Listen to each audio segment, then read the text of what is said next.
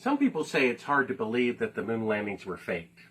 I say it's hard to believe that they were real. What NASA is claiming is that they went 1,000 times farther than they can go today with 50-year-older technology on the very first attempt with 1/1,000,000th the computing power in all of NASA than is in a cell phone. All the proof that you need that the moon landings are fake is in this one picture. In sunlight, shadows will always run parallel with one another. This is because the sun is about 1,000,000 times bigger than the Earth, and it casts shadows in the same direction over an entire continent.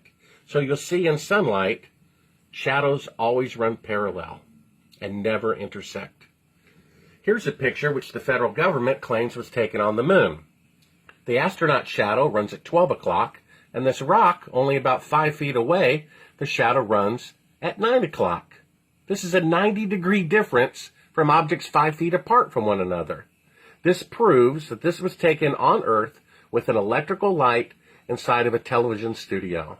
This is all the proof that you need that the moon landings were fake.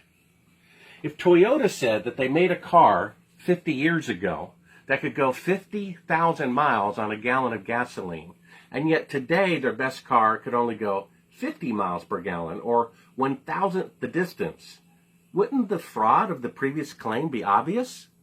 And yet this is exactly the moon landing fraud, and yet people don't see it because of their emotional attachment to it.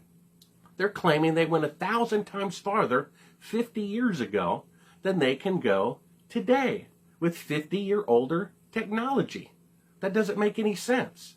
It's the only time in history that a technological achievement like the automobile or the airplane or nuclear power, that no nation on Earth could repeat it 50 years later, when in fact it should be 100 times greater 50 years later. If they could go to the moon with 1960s technology, men would be in another solar system by now.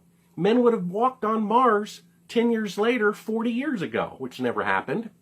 And there would be bases on the moon there today, of which there are none.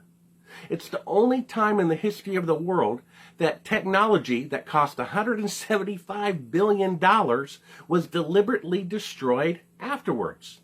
Would Bill Gates spend $175 billion to make the first computer, and then when he was done, throw it and the schematics in the trash? But that's what NASA claims that they did. They only did that to destroy the evidence of the fraud, which is proof itself that they didn't go, because if they really went, they would never destroy the technology. The B-52 bomber was made 70 years ago and is still in service today in the United States Air Force because it worked so well.